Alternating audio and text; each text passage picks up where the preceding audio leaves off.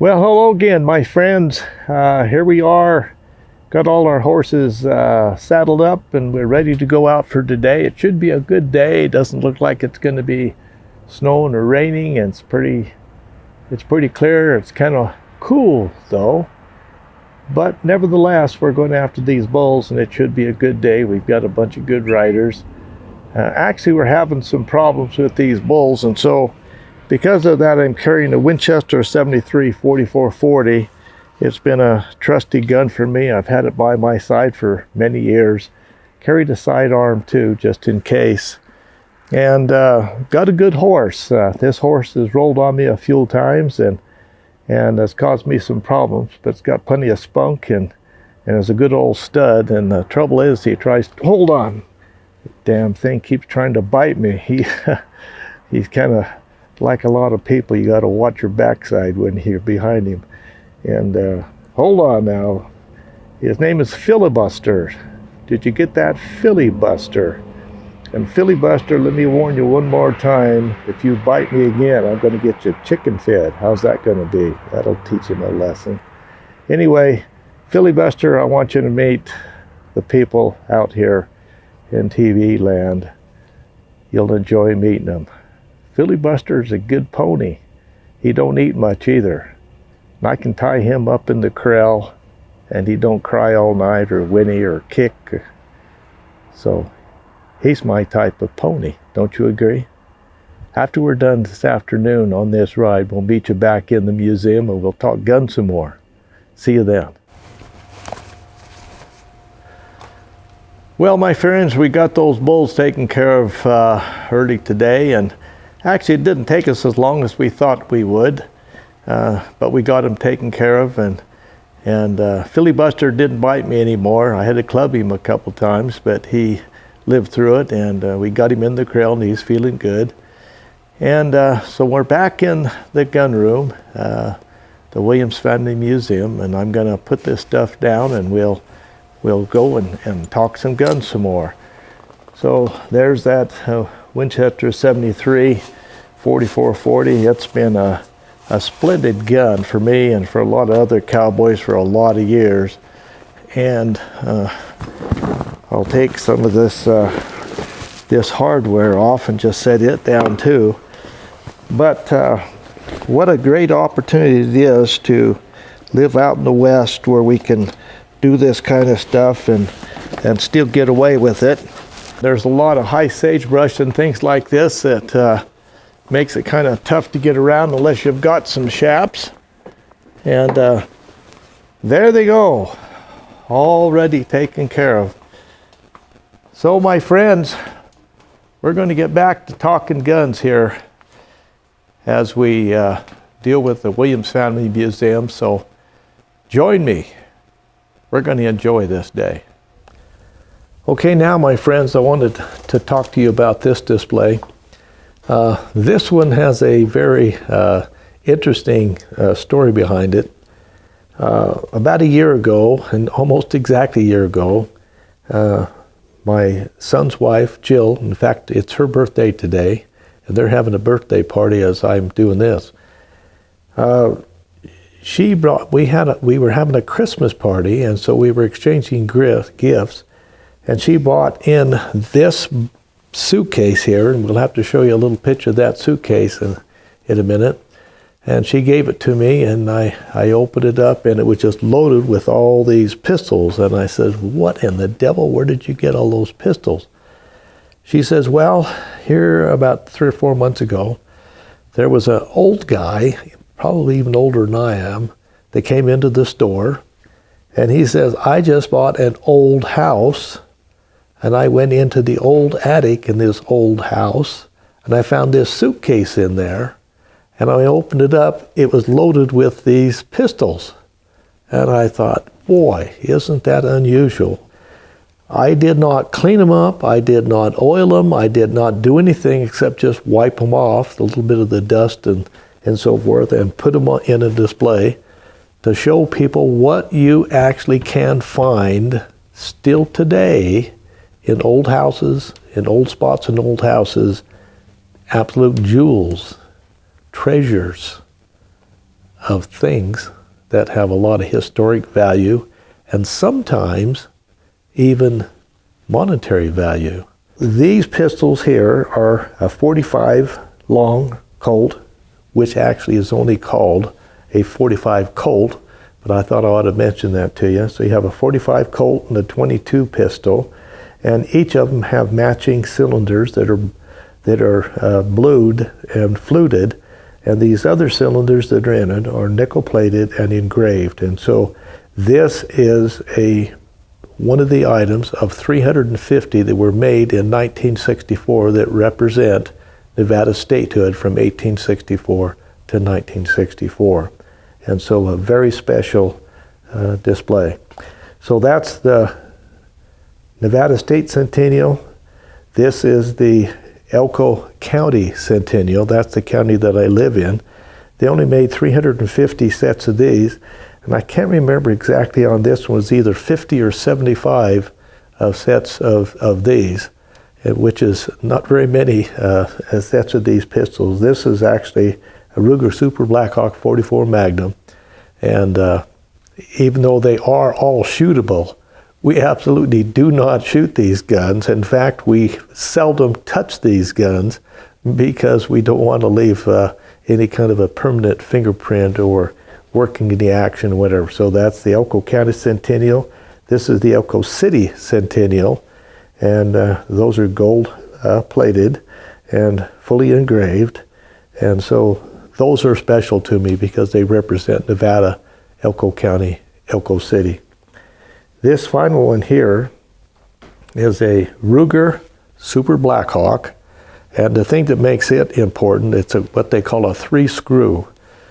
And a 3-screw Blackhawk are very collectible anymore. That was the very beginning of the Rugers when they were made in the 1950s and 60s.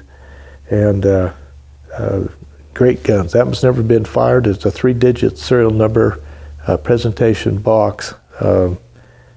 Just a really an important find. Now, these other guns are Colt pistols. Some of them third generation, and some of them Pedroselli, and these are collectible too.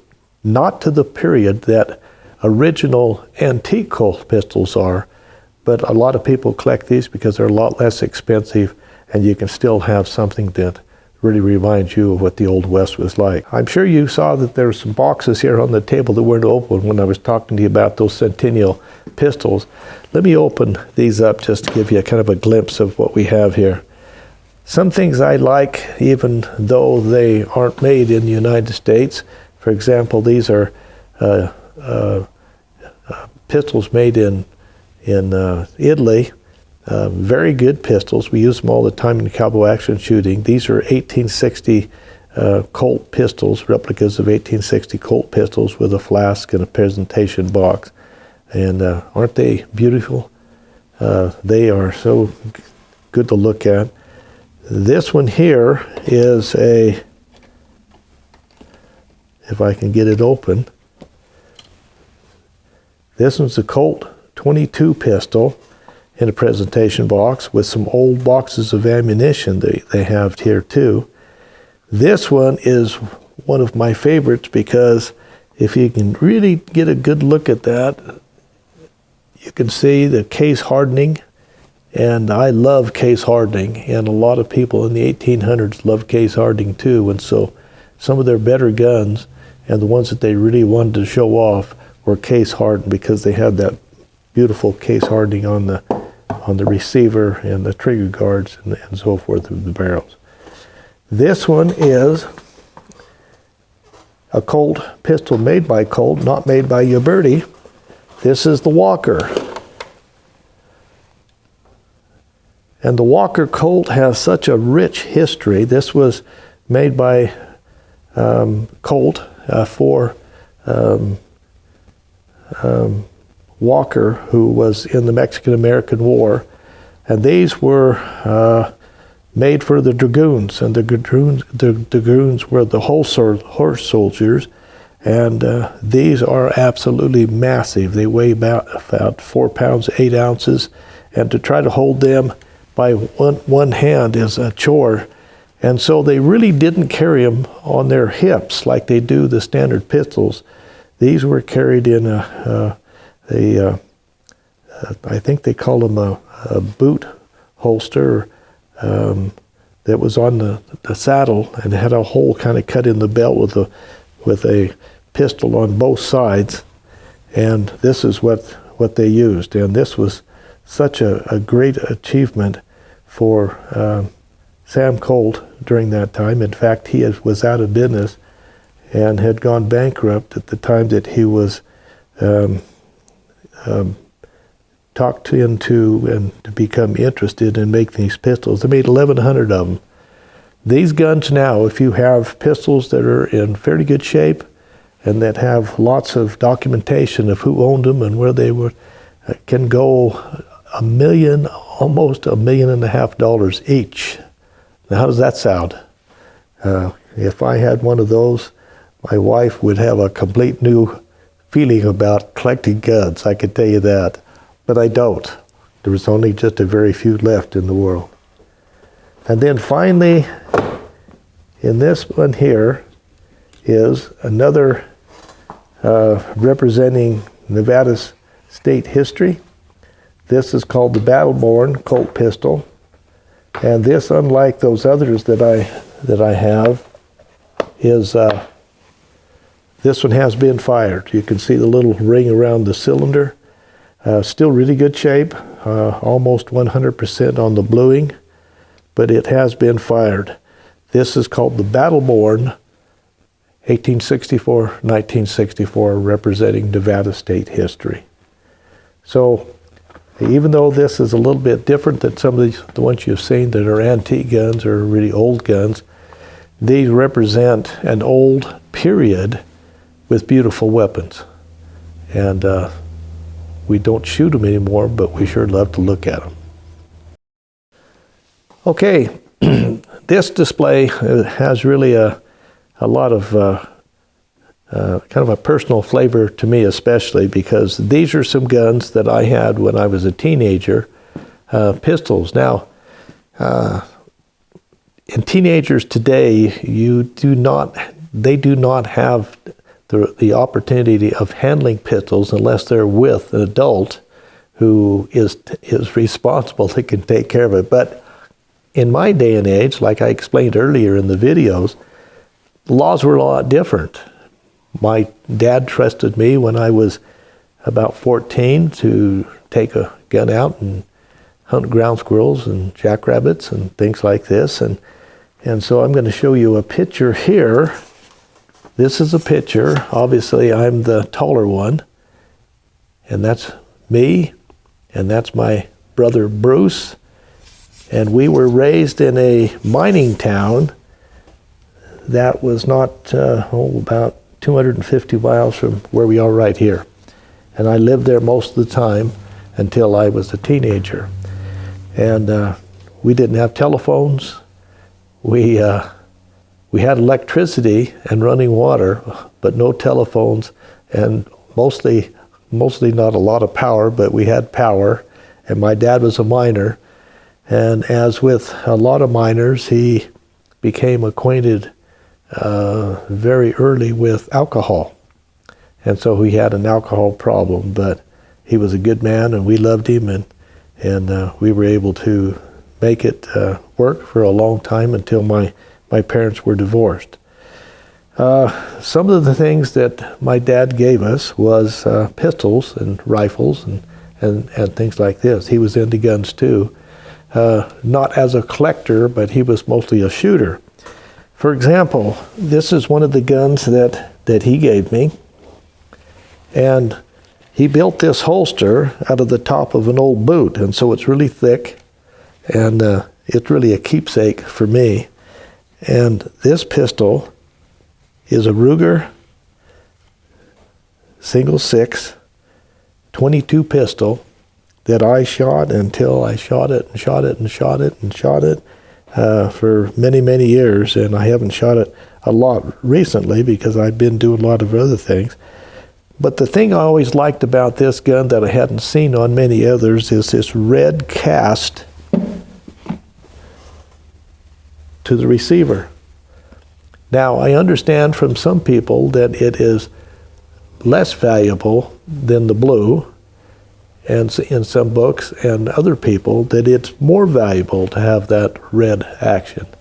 But to me, it's more valuable because that's the first thing that I saw. And my dad actually bought one of the first Ruger pistols when they first came out in the 1950s.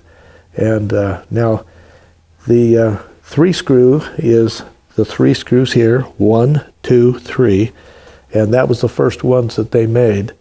They changed them a little later on to a new mechanism that had a transfer box safety so that you could actually load all 6 chambers and have one underneath the hammer, and it was still safe to shoot. In these, it was not. You were always told not to have a cartridge underneath the hammer. In fact, in the old days, they claimed that they used to roll up a $1 bill and stick it in that empty chamber to keep anybody from doing that, and so you would lock your pistol on that empty chamber. So these are just fabulous shooting pistols. Ruger makes some of the finest guns in the world, and these were guns that were given to me by my dad, and so and my brother, and so we really enjoy them. Now, this pistol and holster here, my wife had a class reunion in Wells 2 years ago, I think, 2 or 3 years ago. And this pistol that you can see in this picture, I have kind of a Buscadero type holster on it.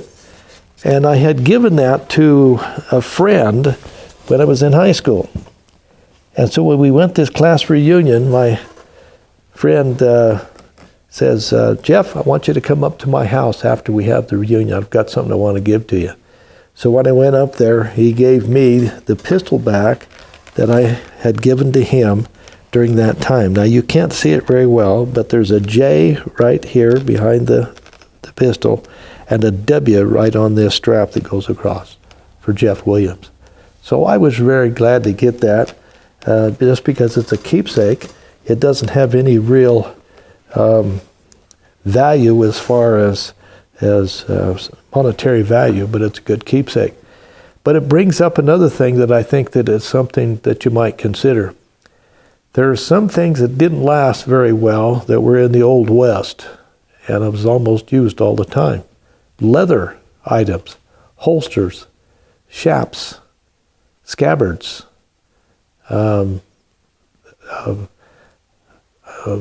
belts, and all these things didn't last very long. Leather doesn't last nearly as long as wood and steel does. So there are people who now today collect just leather objects that were historic.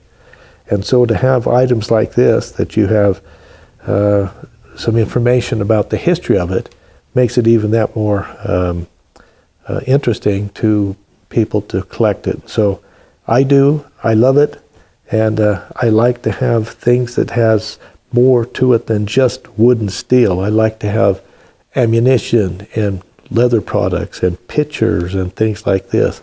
Doesn't that offer a lot more interest to you too? It was said by Ford Motor Company when they made this in 1920 that you could have this car in any color you wanted as long as it was black. And this is a Model T.